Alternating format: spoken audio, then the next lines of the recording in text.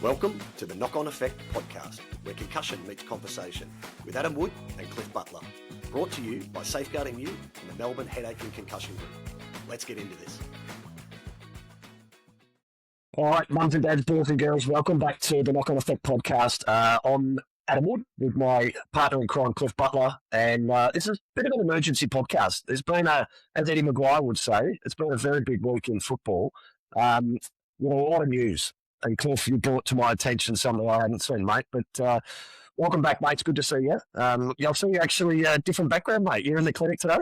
Mate, it is an emergency podcast in the world of concussion. It has been a big 48 hours, and so I've just swung into work and I'm on my, old school computer here. I don't think my hardware can do the screen in the background, mate. So this is my office where I work every day, where we treat, a lot of concussions in here. So, this is no holds barred today. It's just a bit of a chit chat. We're on the hop, so it's great. These are the ones I love.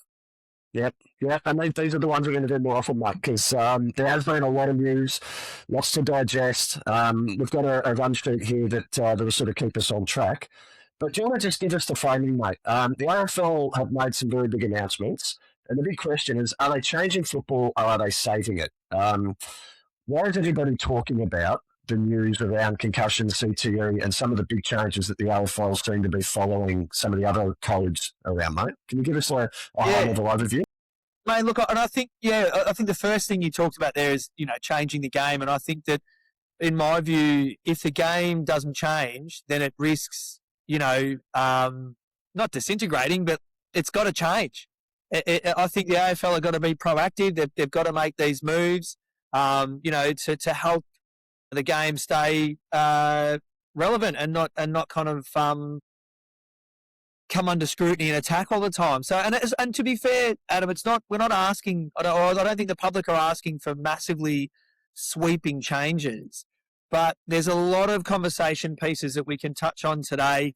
And I think the AFL are getting in front of these things, which is fantastic. And I think there's basically two camps, really. There's kind of the AFL trying to catch up and as you say, like make the game safer for grassroots sports, safer for the athletes that are there. And then there's another, group of there's always that group of people that sit there and go, well, not in my day. And, the football's tough and we're making it soft and all that kind of stuff. So, we've got two very distinct camps here. But I think what we need to do is actually outline what's happened this week. Why are we here? Why are we having this discussion, and kind of chew through the points just so that people are across it and understand what's actually happening in AFL and what's happening in the media. So the first thing we've had in the last 24 hours is we've had Jessica Halloran and the ABC, with the help of our friends, Al Pearce, who we've had on this podcast before. They've come out and they've done an investigative piece on CTE and the AFL and football's association with that, basically. So if you watched it last night on the ABC, there's been a young footballer, Nick Lowden, who's I think he was 23 years old. His mum Kerry and his father were on last night. Extremely, extremely brave individuals. Like, absolutely, hats off to them, and thoughts and prayers with them as well, obviously. But they've come on and they've spoken to Jessica about their son. He was 23. He had played in, reasonably high level and emerging level football. He hadn't played AFL. He was kind of playing in, those kind of, I guess in Australia, Victoria would call it a VFL level. And yet, at 23, he took his own life. And then after, his passing, his parents donated his brain to the brain bank, and he was found to be suffering from CTE. So one of the youngest footballers to be suffering from CTE, had only, according to his mother, Kerry, if you watched the episode last night, had one major concussion. So it wasn't like he was, concussed multiple times, and had never played at the AFL level. So that's sent shockwaves around, the AFL and anyone watching that going, well, hang on a second. We hear about the Danny Frawleys and we hear about the Shane Tucks that have played, 300 games and multiple knocks. And back in the day when, coat hangering someone was play on, and And we kind of go, oh, yeah, okay, righto. But now we're talking about a young guy that hadn't had multiple concussions, that had played since he was 6 or so, and had just had an accumulative effect over time. So that's a very real conversation changer for us here. And so you and I, Adam, we jump on. We've got Safeguarding You, which is an amazing, institution for safeguarding children, and we're obviously moving into the concussion space with that. I'm a concussion osteopath with a real strong passion for that, and our point is that we don't want to change the game, that we want to save the game, that we want to help young people return to playing the sport they love after a concussion, and we want to make sure that they're playing until they're old, right? And that they can continue to play the game that they love. So what you and I do can sometimes be a little reactive in the fact that we want to recognise, remove and refer concussions. We want to make sure that we manage them appropriately and that we accept that concussions in AFL happen and other sports, NRL, lacrosse, even in soccer, right? That these things, it's a contact sport. It is unavoidable, but the management isn't. The management should be just universal, right? And that's what you and I are fighting for.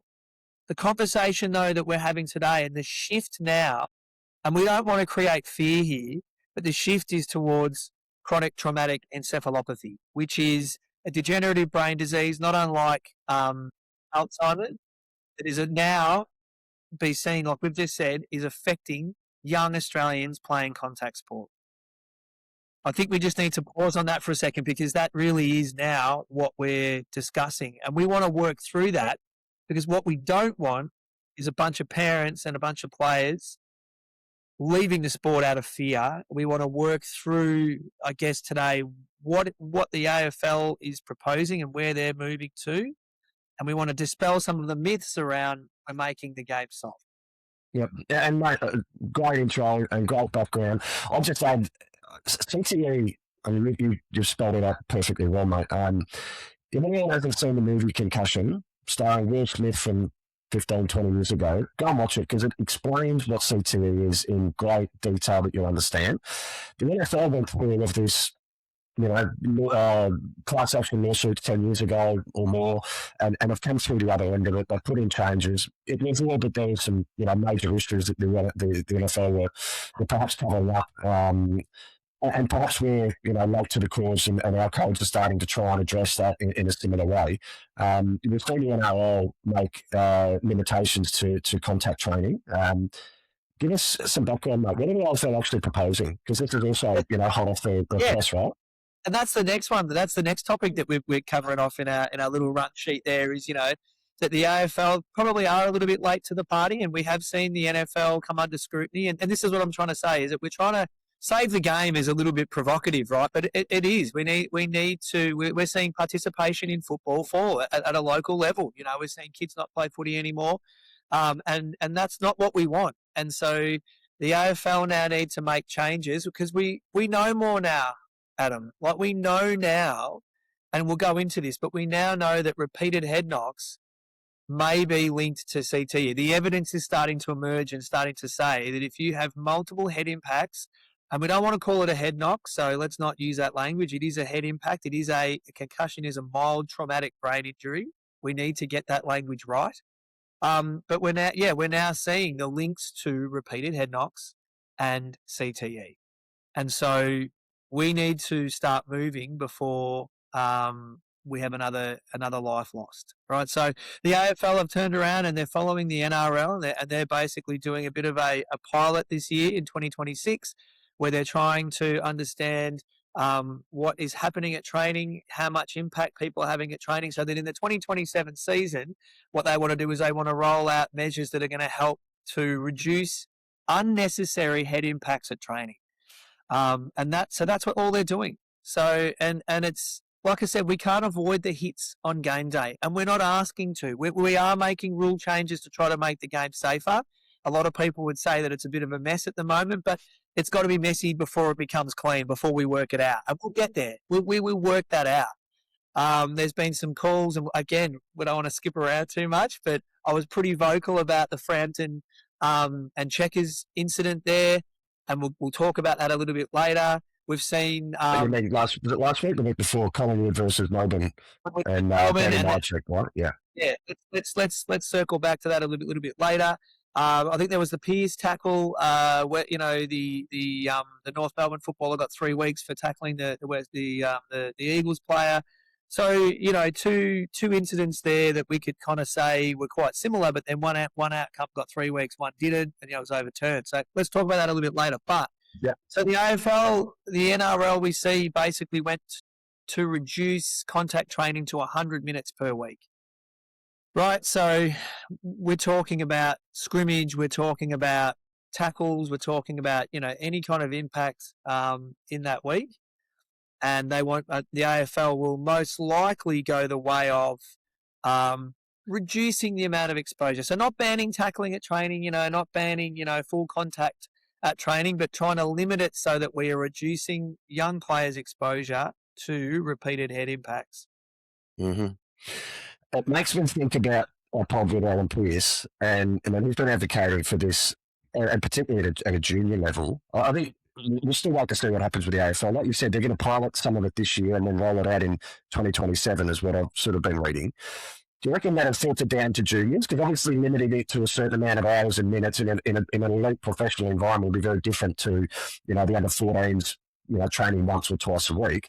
If they talk about, or what's your thoughts on whether this will filter down into community sport, or obviously the bigger numbers of where the risk is greater because of purely the number of players? Well, it has to start at community sport. It's too late starting it at AFL. You would hope that the AFL lead the way and then that it filters down into junior sport. But what we're talking about is, like Nick Lowden didn't play AFL football. He played like junior football, then he played kind of more elite level football. I believe that he played for the Victorian country team. He's in the white Victorian jumper there. So he's played at a reasonably sharp level. Absolutely. Sounds like an absolutely fantastic footballer. But he never played AFL. So there's no point us, doing this in AFL unless it's leading by example to filter back down through. We've got to be doing this in under 10s, under 12s, 13s, 14s, 16s and beyond. So I think if you're a club sitting there, hopefully listening to this or even just trying to disseminate the news, get ahead of this. I'd just get ahead of it. I'd just be like, right, we are the premier club. We work with the Williamstown Junior Football Club and they have led the way on concussion recognition using baseline testing. They've got, protocols in place. They're using Safeguarding You. If you're not using Safeguarding You, you're just guessing. So they're working with that now. And it's working fantastically well. And it's been a 3 to 4 year process with them. So, the next conversation that I'll be having, Rachel, if you're listening, is, let's get ahead of this training, or Josh, head of footy ops, let's get ahead of this training thing, because I think that then makes your club a club that people want to come to because you're taking it seriously. It's the second biggest injury in AFL, I think, isn't it? I read some of the other day, concussion. I should know that. But it's a massive, massive problem at the moment that there are things we can do. So we don't want to just go, oh, my God, concussion. Oh, my God, people are dying. Oh, my God. We want to go, oh, my God, concussion. How do we mitigate the risks and how do we keep kids safe? We don't want to go to fear. We don't want to go to, hysteria. We want to work through this and go, how do we keep kids safer? So the AFL, working through this now, great idea. Let's see how it rolls out. Hopefully they get it right. And I would really want to see this happening at junior levels, because otherwise... Yeah, and I think with the work that we're doing at Safeguarding You with different leagues too, I think definitely clubs need to lead themselves and take that first step. But it's the league, like, you think about under 8s, 9s, 10s, right, where you're allowed to bear hug and you're allowed to corral, and it's a bit of a shit show on game days because other clubs, they want to tackle at under 8s, right, because they're going to come in on 9s. And so different clubs doing different things changes behaviour on field regardless of what your intent is. So definitely as a club initiative, we need to provide guidance on this, right? The AFL have got very high paid consultants and advisors to tell them what they should do. This is obviously work that will continue ourselves, so that we can go take it to the clubs and the leagues and go, this is what we should mean. So could you go a little bit deeper on the focus of training and cumulative exposure? What would it look like, right? What would we actually be advising clubs, teams, coaches to minimise that, and obviously explaining the risk of it, but then practically what does that actually look like on training day? I've coached under 14s, and we had a strong mandate to teach them how to exit a stoppage. We had a strong mandate to teach them how to tackle. But you just need to do that over a smaller period of time. That's what I think we're talking about here. I don't think we go, oh, man, no tackling at training, but you need to make a decision that if you're going to do, a scrimmage work on a Tuesday, then you're probably not doing that again on a Thursday. And I think what we're talking about is coaches that roll down and they're probably a little bit lazy and ill-prepared, or they're busy at life, or whatever, and they just go, all right, scratch match, and everyone runs around and kicks the crap out of each other for 40 minutes, and they love it because kids love that, and they go home. Whereas I think we need to be a little bit more deliberate about what we're doing at training. Game exposure is difficult to control, as we've discussed with the AFL making rule changes, and we're not can't quite get that right. But, training exposure is completely controllable. We can completely control how much exposure these kids are having to head impacts. So I think, we had Robert Vi on here the other week, and obviously he's in NRL. But we've seen, how appropriate footwork and tackling technique can really reduce the risk of head impacts. And, I think we saw the hit on Ponga in the Melbourne game recently, obviously a little bit of payback for the Blues. But, again, it's that left shoulder coming across, the head getting in the way, like just the right shoulder's got to go in. It's a technique thing. So we still need to be doing tackling. We still need to be doing bumping. We still need to be doing these things, I believe. But we need to be deliberate about how much of it that we are doing, and we need to be very deliberate about how we teach it. Yeah. So yeah. Otherwise, I think that's my take on it. Is that's what I would be doing if I was a coach at the moment. I'd be like, and bringing in specialists. If the coaching group doesn't have the expertise to teach the kids how to tackle properly, bring in someone who does. Right, it's a bit proactive. Actually, lean into it, but then minimise the volume of that sort of training where you're exposing the kids to that risk. Yeah, I agree. I think that's where we're getting this conversation a little bit like, well, no, we're not asking to stop things. We're just asking to be deliberate about it. Management. Yeah, and interestingly, that's the conversation, right? Like the AFL are changing training volumes, not the game. So this isn't actually going to. It's interesting. I might be jumping forward, but Nick Lowden on the agenda setters, they talked about this the other night, and it was interesting that he defaulted to the health and safety of the players, but his first reaction was, is it going to compromise the quality of the game and the product of football? And that should be an afterthought, really. It should be leading with, the health and safety and well-being of our players at elite all the way down to community. And if there is a consequence of the product or the game, so be it, right? I think legal liability is obviously driving some of this.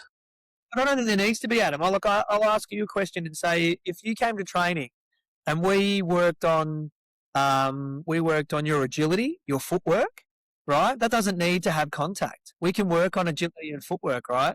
So then you're going to be cleaner around the stoppage, right? Less impact. We can teach you not to lead with your head. We can teach you to have your eyes up. We can do a lot of things that don't need to be contact related. And then you can bring in you can bring in the contact, and you can walk through the contact initially. I think it does come down to me about being more discreet, being more deliberate about what you're doing, planning your session, right? So, we used to warm up down there. Daniel Cross was our strength and conditioning guy and our runner, and he'd come down, he'd take the kids through the most amazing warm up and strength and conditioning warm up. To get their bodies warm, but then we would go into our, we'd have 30 minutes of deliberate evasion and working through agility, working through vision, working through picking up the ball and how to pick the ball up safely. You can do that without contact. True, but I mean, the other side of that coin is like, tackling pressure and tackling strength and tackling skill kind of only comes through experience and learning how to tackle. You walk through that. I think that's the point Nick's talking about is, if you limit that, then obviously that'll be a skill that won't be as established or as developed in any player if they're not practicing it. It's like kicking a footy, right? Like the more you do it, the better you get. You can make a case and argue that's probably could be a downside on the contest and the strengths of some of the players that have developed that that white line folly to that mongrel that comes out, the best players that can be able to, can break a tackle, and the harder players are the ones that probably gather that skill over repetitive training sessions, and that might be the consequence in some way. Is what the argument would be. Yeah, but I think you can still train those things in at a slower pace as well, and then graduate it. Like you come in and you go, right, this is what we're doing today. Like we did a lot of tackling at 50% or at walking pace. So we'd be like, roll the ball out, pick it up, tackle, get hands free. So we would teach it in a really slowed down version, and then we would slowly speed it up. So we'd be like, all right, cool, we're going to go at 60%. We start speeding, let's stop. We're now losing our form because we're going faster, so we need to work on this more. So there was something that, we were really deliberate about how we brought tackling into the game. And I think there are ways to do it if you're patient and if you're willing to do it. And like I said, Tuesday night might be your tackling night, might be your bumping night. That's your accumulative load night. And then, you need to just do drills and stuff on Thursday. So I think we've just got to be a little bit smarter about how we do it, because what we're talking about here is saving lives, really, and keeping people in the game. So I think in actual fact, people talk about, are you going to reduce the quality of the game? Well, yes, you are, because what's going to happen is if you don't do something, you're going to actually have less players coming through, right? Less players to choose from, less talent, and all of a sudden the game does suffer because people have opened their feet to go and do something else. Yep, agreed. And the numbers are growing now. Like when you talk about saving lives, this isn't an abstract one or two people here and there. The numbers are growing. We can see that now with the Four Corners reports, the ABC. It is a growing thing, right? We talk about this for the last couple of years, mate, with Nathan Murphy and Angus Brayshaw and Paddy McCartan and these names that the kids can recognise. So having that conversation with the kids seems to be cutting through, because it's not talking about people for now or old, the Danny Frawleys and these sort of guys that they can't relate to. And those numbers continue to grow. So again, whether it's doing the right thing, it's the carrot or the stick, right? Whether it's happening because it's in the best interest of the players, obviously, as the NFL experience showed us, and what the AFL and I think the NRL are currently experiencing now with class action lawsuits, whether it's legal liability or best, player welfare, this is coming. And the challenge for us in community sport is making sure that we educate the parents, the coaches, the everybody on the sidelines to understand why this is so important. Because my experience anecdotally is, it is changing, mate. At our clubs where we champion this, it is changing. And we're seeing a hell of a lot more of it because we're looking for it, right? So, it's if you buy a red car, all you see is red cars. Well, for us, in this case, we're getting a lot more reports now. Fortunately, they're getting probably 30-40% are getting cleared and returned to play straight away because they're going to get the diagnosis. The diagnosis is showing no concussion and they're straight back. But you're starting to see, not period of pressure, so to speak, but if the coach might be a bit old school or the parent of the player might be old school and would normally just, brush it away, well, now you've got 5 other parents on the sideline saying, hang on a minute, why aren't we doing something there? We saw little Billy go down, and there's this expectation that things are done the right way. And hopefully that only continues. Look, and I couldn't agree more. And one of the lines I've been trying to get out here is, and that one is the biggest threat for me to football is the failure to adapt. If we don't start adapting, it's a massive threat to the game. And like you said, you've seen other professional sports already limiting, training loads. You don't see, a fast bowler just bowling flat out. They limit his load. They manage his load so he doesn't get stress fractures in his back.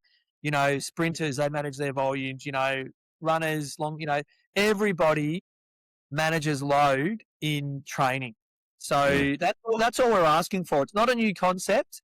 It's the AFL adapting to reduce a threat to our game, and that's the thing. Like, wouldn't you want to keep your players fresh as well? Like, just think about this: if you're just constantly doing scrimmage work, constantly doing body contact at training because you want to harden the kids up or whatever, how are they going to turn up on Thursday? Like, no professional athlete. You go and watch an AFL team. It's a captain's run. It's this. It's that. They're not smashing into each other. Where I actually think that players are smashing into each other is at a junior level. The slippery Thursday night, it's, 9 degrees, you're out there at 8 o'clock and you're banging into bodies, steam coming out of your mouths. You can see it, and you love it. But, I don't think there's too many AFL clubs doing that. And that's why we need to change grassroots level. So I'd rather have my players fresh on a Sunday and do less training load that's physical and be safe than continuing to do what we're currently doing. So that's where that's at, I think. Yeah. Couldn't agree more, Mark. Well, let's talk about the pushback, right? And and the old school mentality, and how do we respond to that some of these claims that football's gone soft? Has rugby gone soft? Is the AFL gone soft? Is the NRL gone soft? I mean, I could certainly make a case that the NFL will have gone through this much earlier. The game's only continue to grow, and yes, you probably get some of the same old school mentality that it's not like it used to be. But how do you push back against that, mate? Has footy gone soft? I don't know. I think I'll start with NRL, and I went to the NRL game on Wednesday night with my daughter. Sorry, mate, I cut you out of that one, and thank you. Shout out, Eddie. Thanks to Eddie for the tickets. I didn't realise I was sitting with the Wags, mate, so I rolled in. Luckily, I had my Blues scarf on because my daughter had her Queensland got booed on the way in, but. We're sitting in front of John's, Marky Mark's family. So I got Marky Mark's family there when he scored his debut try, and there's some high fives going around and a bit of hard rated down the back of the neck. So it was, it was an amazing night. But that game is not soft, and you've got to watch it in person. And you love Melbourne Storm. You go regularly, mate. Those guys, run a set. And they run into a brick wall. And you don't see this on TV because the camera pans with the ball. You see a guy hit, and a guy like Marky Mark, he's huge, right? He hits a guy as he's running. And then there's a stoppage and then a move on. He ain't moving real fast after that. Like, he's recovering. Every time you don't see it on TV, these guys are like, whoo, geez Louise, I've just been smoked, right? And so it's not a soft game. It's not a soft game. But they are just not tolerating any hits above the shoulder. And that's just the rule. And it was great to see Munster go off. I think was it early in the second? I think early in the second half, he went off for a HIA. And, it runs off, gets his HIA, comes out, goes back on. And it didn't even it wasn't even a thing. Like, it was just done. Like, he got hit high. I think the ARC called it out, and he was cleared and went back. That game has not gone soft, and I don't think AFL's gone soft either. No, but I mean, you're pulling it out though, mate. The AFL's got to get better at their HIAs. Yeah, you still see players pushing away their medics or their trainers, and that's a clear distinction between the NRL and AFL. Is that the HIA is a formal process. There's no ifs or buts. It's you're off. You go get a test, and maybe you get back on. AFL feels like Cat 1 and Cat 2. Do you think, though, that is actually the players are driving that? Like, Munster did not look perturbed about walking off to do a HIA. He just did it. He was just like, yep, cool. There was no dummy spit. It was just like, let's get it done. Because I've made it crystal clear, right? In rugby league, it is what it is. In the AFL, it still feels like there's the player can tell the trainer, no, I'm right. And you'll see, I think the last few weeks, you'll see then the trainer will come out, they'll go and look at the footage, and then they'll come out and go, actually, no, you've got to come off for a head impact assessment. Then that should have just been, you're coming off now. It's all something, come off. But yeah, it's just not as crystal clear in AFL, from what I watched, just as a spectator, as what it is in NRL. And it's probably because they made the rules earlier and now it's more known, right? Well, the players know, don't fight it. Yeah, AFL's a 360 game as well. I think it's just harder too. Well, you've got NRL just running at each other a little bit easier to spot. The 360 game, the tackling comes from 360. I think it was Pierce, that tackle where. And this is something we could talk about here about tackling, and this would probably pertain to, is the game getting soft? Where there was that tackle on from North Melbourne, came in from behind, pinned the arms, West Coast player goes down, isn't able to protect himself. I think his hands from behind weren't free, and they turn around and they go, well, he got 3 weeks because the outcome was that the West Australian player was concussed. What's the solution there? Because this is what we're talking about, the difference with tackling, in a 360 degree, whereas NRL being pretty straight line, you're running into each other unless you come up with an elbow or a shoulder. And like we saw from Robbie Vide, about the footwork and people bringing the left shoulder across rather than coming in with the right shoulder. They're the only kind of hits you've got to look out for in NRL. Is that right? Would you agree with that? Whereas, yeah, it's more easy to identify when there's been a foul or a tackle that breaches the rules. Whereas AFL feels very subjective. And the point you made, with the North Melbourne player versus Bill Frampton and Brady Marchek, different tackles, and God knows, perhaps you can explain a little bit about some of the pushback you got on social media, mate, because you went out hard and you got some pushback, which shows there's still a long way to go in this, because if the North Melbourne player was penalised because of the outcome, Brady Marchek's still on a neck brace. How is that not? To me, it's a. Yeah, but we need to remember, and I think we need to remember, like you say, like NRL is pretty straight line. It's pretty easy to pick up fouls. The tackles aren't coming from behind as much, and I think in a 360 game, it's really hard, and it does become subjective. And it is. I think it is tricky, and also we've got the benefit of replay, right, where we can slow it down.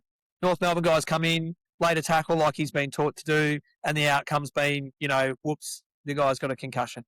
But yeah, so in that instance, is that a 3-week penalty? I don't know if it's a hill I want to die on there, because it's a tricky one. But could he have let go once he knew the tackle was impacted? Should we be teaching? And this is the other thing. Should we be teaching, like, you watch Marcus Bontempelli or you watch TKOE, and they are master tacklers at the moment. As soon as they know the player's going down, they let go.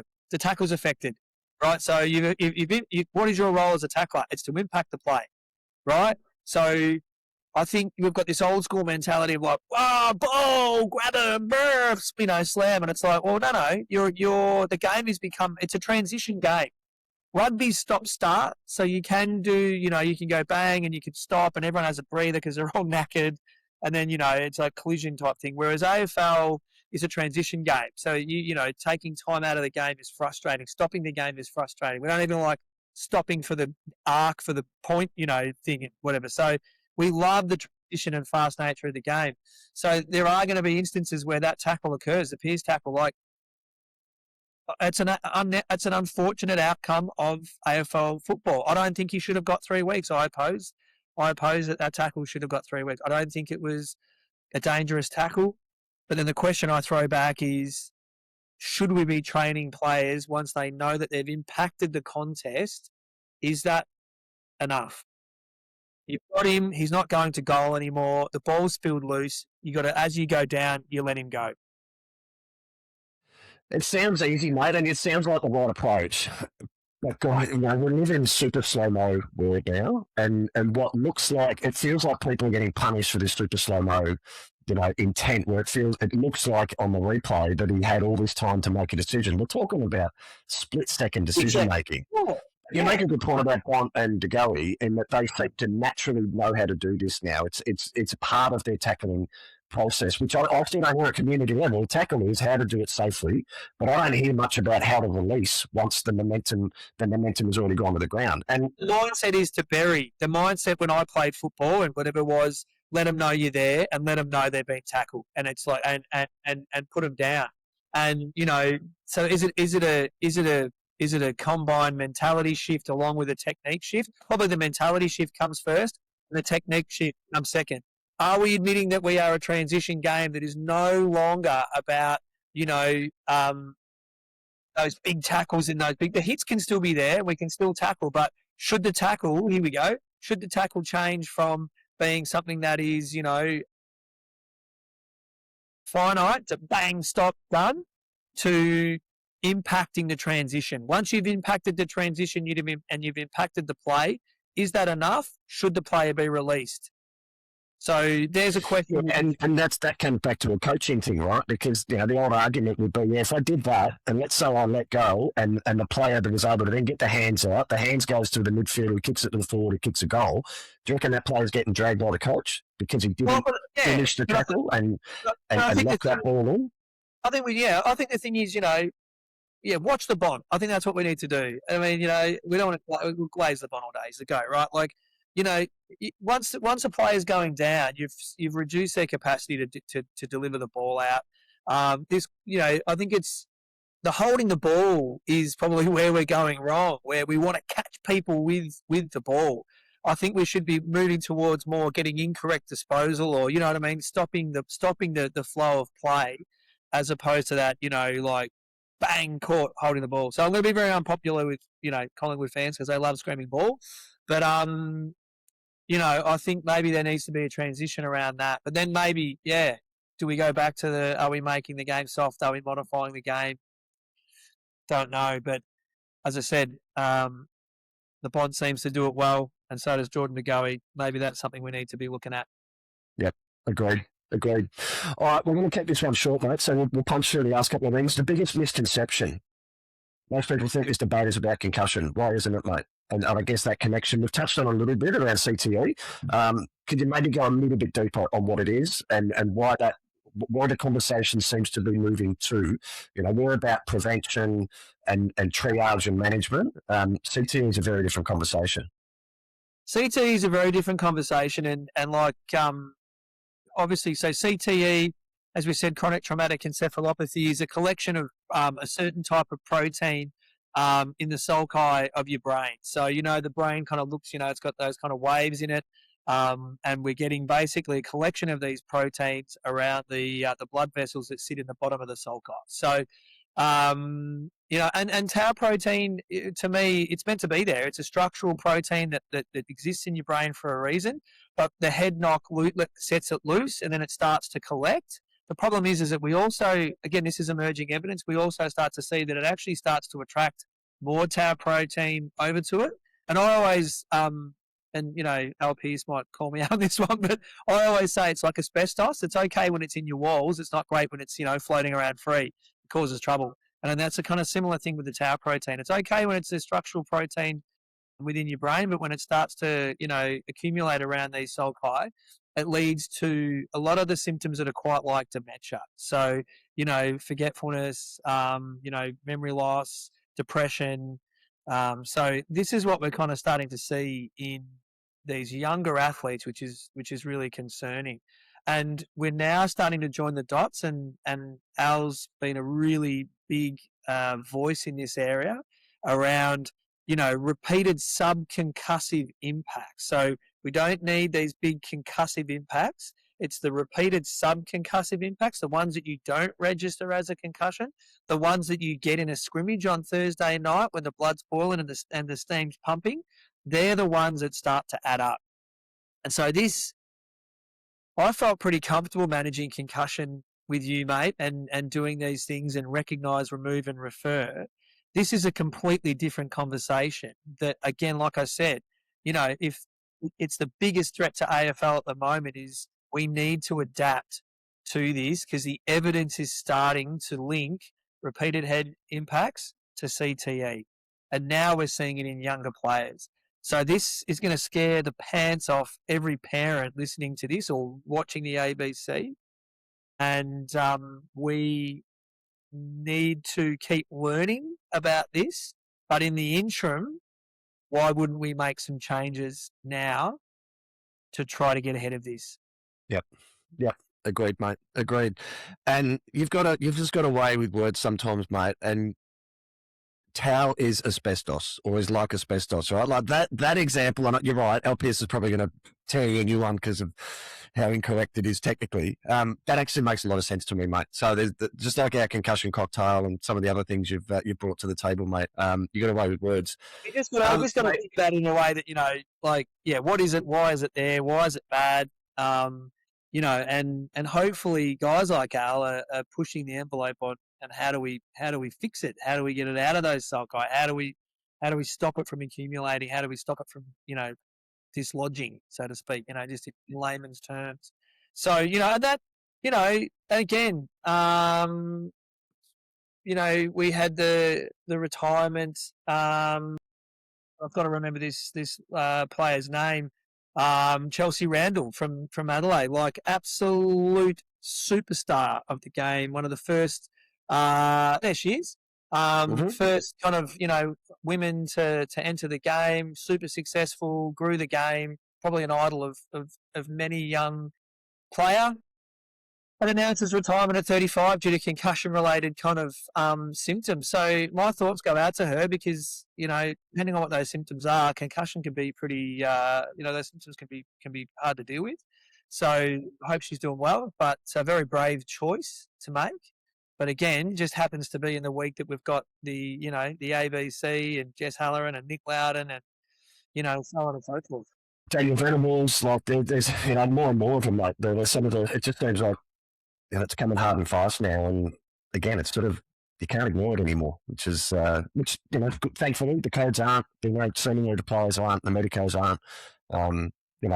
We've still got attitudes to change, and there's still going to be a long time before we ever get anywhere near perfect. But I just don't know why we don't. Like, I had some feedback on the post that I put up the other day about Nick, and someone was like, "Oh, you're blaming football for for CTE, and you don't know, and there's no." And it's like, well, no, we're not blaming football for CTE, but we are now starting to draw links between recurrent subconcussive head impacts. We'll say that again. And repeated exposure to those subconcussive head impacts. And we're now drawing links to say that is what's causing CTE. Oh, well, there's too many variables. There's not too many variables, right? It's happening in footballers. It's happening in rugby players, rugby union players especially. It's happening in NFL. It's happening in NRL. We're seeing these things. And we've just had a report come out with 33 Aussie rules footballers being diagnosed with CTE after death. So, I don't know, I'm not a lawyer, but it cause and effect and whatnot. Like, we're not, again, you and I come on here, I love football. I don't want to stop it. I want to help it. And what I want to see is if we can just make these small changes at training. And if you go back, I did put a post up on my concussion osteopath handle, and I did tag the Knock on Effect podcast in it, where we spoke to Al, and he talked about like the statistics of stopping kids tackling until they're 14 actually reduces, I think, 8 years of concussive impacts. Like, just the stats are there. Why don't we do it? Why don't we just be smarter? Maybe there's a business there for us, ads, where we can generate training modules for clubs. I reckon. That's that's already coming, mate. Yeah, totally. And it's weird, isn't it, that there seems to be a reflex. I mean, look, in my layman's view of this, mate, nowhere near as polished on the knowledge base as you and the likes of Ale, but there seems to be competing or conflicting data sets too, right? And so, there's two, probably many more, but there seems to be two obvious camps around the data, and you can find what you want to form a conclusion yourself. I think what I'm saying, again, layman's views, is that the weight of data now suggesting that there is a correlation between repeated head impact and CTE isn't something that we're saying, well, therefore, cancel sport. Obviously, we're not. But why would there be a reflex to say, well, why are you doing that? Like, let's look into it. Let's investigate it. I get that there's powers that be that have vested interests, from the financial sides of the games, the legal liability, and there's a really complicated conversation there. But the average Joe at the club, why would anybody err on the side of potentially saving kids' lives? And now it's not an abstract one or two. Now there's the numbers are growing, and what if it was your kid? This is what I always say to everybody: if it's my boy gets one, he's out for 30 days. Assuming that it's a quick recovery and symptoms disappear quickly. Because why wouldn't you? Zoom out. We're talking about a 21 to 30-day process. It's attitudes are changing, but there's clearly a long way to go. There is a long way to go, and people jump straight on it's destroying the game. I think there's a lot of fear around. I don't know. I don't know. It's we're not asking for much. Just a change. Again, I've said it 50,000 times in this. Just a change of training. That's all it is. We're not. That's all it is a change at training. Like I said, I think we need to get better at the dangerous tackle conversation, because I think we kind of the hill I'll die on, and I'm happy to be called a clown, and I'm happy for people to call me whatever they want, is that Billy Frampton tackle, whilst not deliberate, was a dangerous tackle.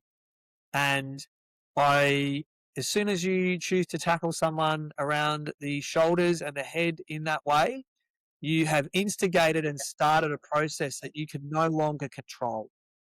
And that has then resulted in my check having to have neck surgery. And that is something we do not want to see in the game. No parent wants to see. That is every mother's nightmare, right? And I'm not blaming Billy Frampton, but I am blaming the AFL for allowing that tackle to come into the game where you're allowed to grab somebody when their head's coming at you and we say, well, you dropped your head, so you made a choice. Well, no, similarly, the tackler made a choice to lock you up and carry you forward. So, we're asking players to win the ball and put their head over it, right? And then when they go and do that, now we're saying, well, you put your head over it, you ducked your head, sorry, no free kick, have a neck fracture, right? We're allowing a player to come in from the top and lock you up. You go back through the stills of that, mate. He's locked him up in a way that there was no other way that was going to go than his head hitting the ground and that outcome occurring. So I think when you put that in motion as a tackler, you're responsible for the outcome and you should get the time that you get. It's simple. Yeah. And the AFL, they're removing that tackle from the sport in my view. And you can call me what you want. I don't mind. I can't wait to read the comments, mate. I agree with you. Obviously, we come at a safety first perspective, but one I can understand the arguments against it in that it's it was a footy action. I can too. I can too, but I think they're wrong. Sorry, I think you're wrong. I think you got a player putting their head over the ball, and then you're locking them up in a way that as I said, there was only one way that was finishing, and that was in an ambulance. So I think that tackle needs to be removed from the AFL. Yeah. Well said. All right, well, mate. With that, let's bring this one home. Anything else? Any final comments, mate? We've touched on a lot, and I think this is obviously only going to unfold as the days and weeks proceed. We'll certainly have this training, and obviously we're going to put a lot more time and effort into defining what do we think a training program should look like. What are the changes, improvements that need to be made tactically on a game day for a coach who doesn't know better? We're going to help with that. And so obviously we'll be monitoring this and come back perhaps with more feedback and suggestions and clarity on what that means. But anything else you want to chat about? Look, mate, I think, we want to just congratulate Jess Halloran and Al Pearce on their tireless work in this space. And I would like to come in, you and I, behind that and say that, we're not looking to destroy the game. We're hoping to kind of, reduce the threat and increase the occupancy. To Kerry Lowden and her family and the bravery they showed coming on 4 corners last night. Fantastic. Thank you for sharing your story. But also, I think, the AFL, we had Laura Kane there, the AFL health and safety operation manager, saying that it's not their job to let everyone know what the risks are associated with the game of AFL. So, I just really hope, because I love this game, I just really hope that we can all get to a point where we get to an accord and we can push together to make sure that not only are we saving AFL, but we're saving lives as well on the way. So let's hope we can get to that point. Yeah, and I guess on the Laura Kane point, mate, I'm gonna read that again and see, because if not them, who?